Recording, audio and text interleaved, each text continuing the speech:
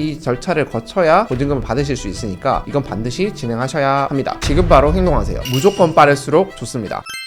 사실 요즘도 전세 사기도 많고 또 보증금 못 돌려받았다고 저한테 상담 오시는 분들이 꽤 많이 있어요. 크게 보면 3개 정도 되는 것 같아요. 하나는 전세 사기, 대표적인 사례죠. 두 번째는 깡통 전세. 들어갈 때는 괜찮았는데 요즘 부동산 가격이 많이 떨어지면서 깡통 전세가 되어서 못 받은 경우. 마지막으로 세 번째는 후속 임차인이 안 구해져서 보증금을 빼줄 돈을 못 구하는 경우. 전세 사기를 예방할 수 있는 방법이 있을까요? 아무래도 보험이죠. 전세 보증보험 많이 들어보셨을 거고 아마 많은 분들이 가입도 하실 겁니다. 전세 대출 받을 때 요즘 은행에서 거의 적극적으로 권유를 하는 걸로 알고 있거든요. 이게 정말 좋아요. 저도 예전에 결혼 전에는 원룸에 살 때 전세 보증보험 가입을 했었거든요. 혹시라도 겪게 될 그런 심리적인 부담감을 좀 덜기 위해서 가입했었고 굉장히 만족했었습니다. 모든 전세에 적용되는 것은 아니지만 제 기준으로 봤었을 때 2억 원 정도 전세 대출을 받으면 월 2만 원 정도 비용으로 전세 보증보험에 가입하실 수 있는 거예요. 월 2만 원으로 그 보증금을 거의 다 나중에 문제없이 받을 수 있다라고 생각을 하시면 나중에 문제 생기는 것보다는 충분히 가입하시는 게 더 안전한 방법이라고 추천드립니다. 허그에서 주로 하고요. 허그 외에도 다른 기관에서도 이 보증보험을 진행하고 있습니다. 각 기관별로 수수료는 조금씩 차이가 나지만 대부분은 거의 동일하고요. 그리고 수수료율보다는 각자가 대상이 되는지나 보장 범위가 어디까지 되는지가 더 중요하실 테니까 그 부분은 전세 계약 전에 상담을 해보시고 가입하시는 걸 적극적으로 추천드립니다. 보험 가입만 하면 무조건 보증금 다 돌려받을 수 있나요? 100%는 아니고요. 그 보장보험의 범위가 다 다릅니다. 그래서 제가 기관별로 이게 달라질 수 있으니 그거에 대해서는 찾아보라고 말씀을 드린 건데요. 허그 외에도 대표적인 게 한국주택금융공사 HF에서 운영하는 보증보험 상품들이 있는데요. 각자 상품마다 대상 범위나 요건 그리고 보장 범위가 다르기 때문에 자기한테 맞는 상품을 잘 찾으셔서 꼭 가입하시기를 추천드립니다. 만약 보증금을 안 돌려준다면 임차인이 해야 될 대응법은요? 3가지가 있습니다. 첫 번째는 내용증명, 두 번째는 임차권 등기 명령, 세 번째 궁극적인 방법으로서 민사소송입니다. 첫 번째 내용증명은 임대차 기간이 종료되기 전에 임대차가 묵시적으로 갱신될 수 있기 때문에 명확하게 나는 계약을 종료할 거고 보증금을 반환받을 거다. 이러한 의사를 내용증명을 통해서 밝히는 겁니다. 내용증명을 꼭 보내지 않으셔도 문자나 전화로 계약 해지 의사를 명확히 표현하시면 충분합니다. 그런데도 내용증명을 추천드리는 건 추후에 이 의사가 제대로 도달되었는지 등 효력 문제가 생기기 때문에 명확한 증거를 남기기 위해서라고 생각하시면 됩니다. 다음 절차가 임차권 등기 명령입니다. 임대차 기간이 종료가 됐어요. 전세 기간이 끝났는데 보증금을 안 돌려주는 겁니다. 근데 나가버리면 이사를 가버리면 이 보증금을 받을 수 있는 대항력이 상실돼 버리는 겁니다. 이거를 막기 위해서 임차권 등기 명령을 격려하면 본인이 이사를 가더라도 추후에 집으로부터 본인이 가졌던 대항력이 보존되는 거라고 볼 수 있습니다. 그럼 무조건 임차권 등기 명령을 해야겠네요? 그렇지는 않습니다. 이게 양날의 검인데요. 제도를 처음에 시행할 때는 이런 문제를 예상하지 못했었습니다. 임차권 등기 명령을 하게 되면 사실상 집에 빨간 줄이 끄이는 효과가 있거든요. 그러면 후속 임차인이 안 구해집니다. 후속 임차인 입장에서 생각을 해보세요. 이 집에 임대인이 보증금을 잘 안 돌려주는 사람이다 라는 게 공식적으로 남아있는 거예요. 그러면 어느 후속 임차인이 그 집에 들어가려고 하겠습니까? 그러다 보니 임차인 입장에서는 빨리 후속 임차인이 구해져서 나도 돈을 받아야 되는데 후속 임차인이 안 구해지는 그런 부작용이 생기게 되는 겁니다. 이 부분 때문에 가치 판단을 해야 되는데요. 그럼에도 불구하고 저는 임차권 등기 명령을 통해서 법에서 정해주는 그런 보호는 모두 받으시는 것이 적절하다라고 생각합니다. 등기부 다 떼보시잖아요. 누구나 떼보실 수 있고 또 중개사무실 가면 다 떼주시니까 거기를 보면 아실 텐데 거기에 임차권 등기 명령 격려라고 나와 있으면 그게 너무 큰 효력을 발휘하게 되는 거죠. 그러니 좀 아시는 임대인분들은 이걸 하겠다라고만 해도 보증금 돌려줄 테니 그냥 계약 해지하고 나가라 라고 하는 경우도 있는데 제가 하는 사건들에서는 요즘 부동산 경기가 어려워서 그런지 임차권 등기 명령을 격려했는데도 불구하고 돈이 없어서 보증금을 못 내주다 보니 소송까지 가게 되는 경우도 꽤 많았습니다. 마지막 단계는 소송입니다. 결국 협의를 하고 어떻게든 보증금을 받아보겠다 조정을 했으나 결국 안 주면 소송밖에 답이 없죠. 소송에서 법원에서는 6개월에서 1년 정도 각자 주장과 변론 절차를 거쳐서 선고까지 이어지게 되고요. 1심까지 보통 6개월에서 1년 걸리는데 이게 항소하게 되면 2심, 또 상고하면 3심까지 시간이 그럼 더 걸릴 수도 있습니다. 이 절차를 땡기는 건 사실 현실적으로는 좀 어렵고요. 그럼에도 불구하고 이 절차를 거쳐야 보증금을 받으실 수 있으니까 이건 반드시 진행하셔야 합니다. 전 단계로서 지급 명령을 하실 수도 있는데요. 쉽게 생각하면 소송보다는 조금 간편하게 판결을 확정받을 수 있는 절차다, 이렇게 생각하시면 됩니다. 비용도 3분의 1에서 4분의 1 정도 저렴하고요. 진행도 소송보다 굉장히 빠릅니다. 근데 문제가 상대방이 이의 신청을 하게 되면 바로 소송으로 넘어가게 돼요. 그리고 이의 신청이 어렵지가 않습니다. 그러다 보니 시간을 끌기 위해서 바로 이의 신청을 하고 소송으로 넘어가는 경우가 많이 있는데, 그러다 보면 채권자분들, 저희 임차인분들 같은 경우에는 시간만 더 늘어지게 되는 문제가 생기는 거예요. 그렇기 때문에 임대인과 소통 과정에서 시간이 조금 더 걸릴 것 같다라는 예상이 드신다면 지급 명령을 하시기보다 바로 소송 절차로 진행하시는 걸 추천합니다. 그런데 임차인 입장에서 지급 명령을 굳이 할 필요가 없지 않나요? 지급 명령까지 생각할 정도면 임대인이 돈을 주기 싫다는 건데. 그렇지는 또 않아요. 임대인 중에서 정말 주고 싶은데 본인이 돈이 없는 경우도 있거든요. 근데 그 말만 믿고 저희가 나갈 수는 없잖아요. 그러다 보니 조금 간편하고 빨리 진행하기 위해서 지급 명령을 진행하시는 것도 충분히 실익은 있습니다. 그러니까 소송이나 지급 명령이나 어느 하나가 무조건 정답이다 라고 할 수가 없는 게 이런 어려움 때문이에요. 각자의 상황에 맞춰서 이게 더 적절하다, 저게 더 적절하다 판단을 할 수밖에 없거든요. 그런 부분에서는 임차인분들이 임대인과 소통 과정에서 느끼는 그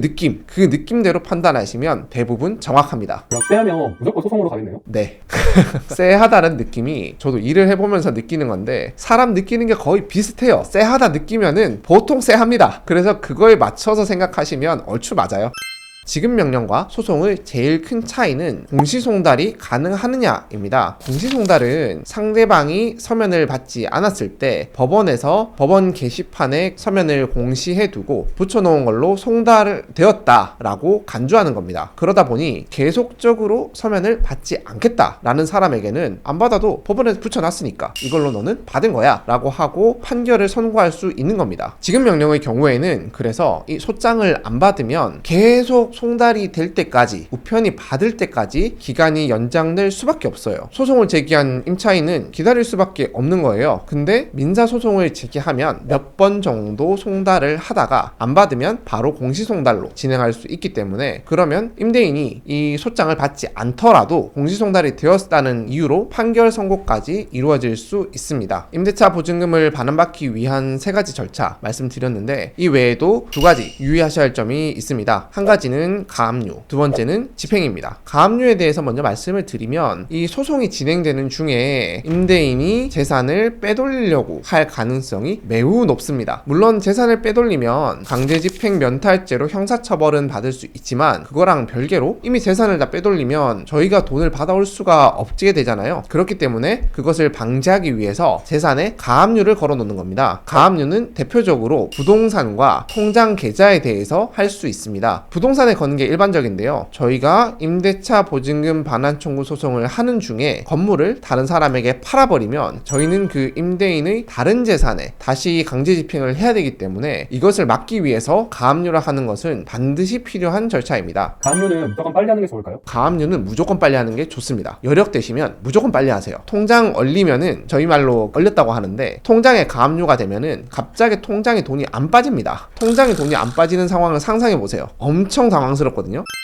소송에서 승소를 했으면 이제 끝났다, 이제 돈 받을 수 있겠구나 라고 생각하시는 분들이 많을 겁니다. 하지만 그렇지 않습니다. 한 단계가 더 남아있어요. 집행입니다. 판결문은 집행 전에는 종이 조각에 불과합니다. 이 판결문을 가지고 압류를 하거나 부동산에 경매 신청을 하거나 이런 식으로 현금화하는 절차를 별도로 거쳐야 합니다. 현금화하는 방법은 통장에 대해서 압류를 하거나 아니면 부동산이나 동산에 경매 신청을 하는 크게 2가지 형태가 있다고 생각하시면 될 건데요. 경매는 아시다시피 시간이 굉장히 오래 걸릴 수밖에 없습니다. 이 경매 절차가 진행이 되면 배당표가 작성이 되고, 배당표에 따라서 임차인분들은 돈을 배당받으실 수 있습니다. 채권 압류 같은 경우에도 통장 은행에 압류한 경우를 생각해 보세요. 통장에 압류를 했고 통장에 돈이 1,000만 원 있다 라고 한다면 이 1,000만 원만큼 바로 가져오실 수 있는 겁니다. 다음은 경매입니다. 경매 절차에 대해서는 많이 들어보셨을 겁니다. 이 경매 절차에서 임차인분들에게 채권자들에게 가장 중요한 것은 확정일자입니다. 확정일자가 왜 중요하냐면 채권자들 중에 우선순위를 결정하는 기준이 되기 때문입니다. 경매를 넘어가면 그 경매된 물건에 다양한 채권자들이 존재합니다. 가압류 채권자, 근저당권자, 일반 채권자, 임차인까지 이렇게 다양한 채권자들이 서로 먼저 배당을 받아가려고 하는데 법원에서는 우선순위를 정하게 됩니다. 법적인 우선순위에 따라서 앞선 순위에 있는 사람들이 먼저 배당을 받고 그 잔액을 후순위 사람들이 배당받는 구조로 경매는 진행됩니다. 그런데 임차인분들의 경우에는 확정일자에 따라서 우선순위가 결정되는 겁니다. 즉 근저당권이 설정된 날짜보다 확정일자가 앞서 있다면 임차인은 자기의 보증금을 먼저 배당받게 됩니다. 반대로 확정일자가 근저당권자보다 뒤에 있다라고 한다면 임차인은 근저당권자가 먼저 배당받고 남은 잔액만 가지고 배당을 받을 수 있게 됩니다. 그렇기 때문에 확정일자는 본인의 임대 보증금을 보장받기 위한 가장 쉽고 간편한 방법입니다. 일단 그냥 하세요. 500원이면 충분합니다. 그냥 하시고 확정일자가 뭔지 모르겠다라고 하시면 하신 이후에 인터넷으로 다시 발급받으시거나 동사무소 가서 재발급을 받으시면 됩니다. 그러니까 그냥 하세요.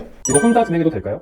혼자서 하기 쉽죠. 이 정도면 굉장히 쉬운 편이에요. 다른 거에 비해서는 명확하잖아요. 근데 이게 제가 느끼는 거랑 느끼시는 게 다르실 수 있으나 등기도 본인이 셀프로 하시는 것들 요즘 많이 하시잖아요. 그런 것처럼 셀프로 하셔서 아 내가 법무사 비용 아꼈다, 변호사 비용 아꼈다, 그걸로 뿌듯해 하시는 분도 많거든요. AI도 많이 활용하시고. 그래서 그렇게 하시겠다는 분들은 그게 훨씬 좋으실 거고, 그거 외에 본인이 받으시는 스트레스나 시간 가치 그런 것들을 고려했을 때 위임하는 게 더 좋겠다라고 생각하시는 분들은 위임하시는 게 속편합니다. 마지막으로 임차인들에게 한마디. 지금 바로 행동하세요. 조정이든 협의든 소송이든 뭐든 바로 하셔야 됩니다. 무조건 빠를수록 좋습니다. 그거만큼 확실한 대답은 없습니다. 저희랑 상담을 하시든 아니면 직접 행동을 하시든 어쨌든 무조건 빨리 하시는 게 좋습니다. 지금까지 제가 드린 방법들을 모두 다 따르실 필요는 사실은 없습니다. 각자의 상황에 따라서 필요한 부분만 취사 선택해서 행동하시면 충분합니다. 다만 그 과정에서 본인들이 모르고 놓치는 것들, 그런 것들에 대해서는 전문가의 조력이 필요할 수 있으니 혼자서 선택하시기보다 전문가와 충분히 상의하시고 행동하시길 추천드립니다. 지금까지 양홍수 변호사였습니다. 감사합니다.